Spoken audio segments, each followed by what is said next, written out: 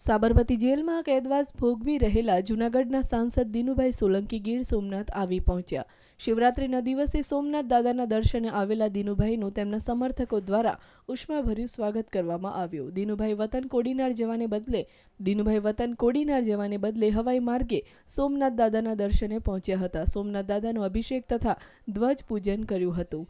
જ્યારે ગીર સોમનાથના યુવા કાર્યકરોએ શહેરમાં ફટાકડા ફોડી ખુશી વ્યક્ત કરી હતી। આગામી લોકસભા ચૂંટણીમાં ટિકિટ આપવામાં આવશે કે કેમ તે અંગે સવાલ પૂછતા તેમણે પક્ષ નિર્ણય લેશે તેમ કહીને જવાબ આપવાનું ટાળ્યું હતું।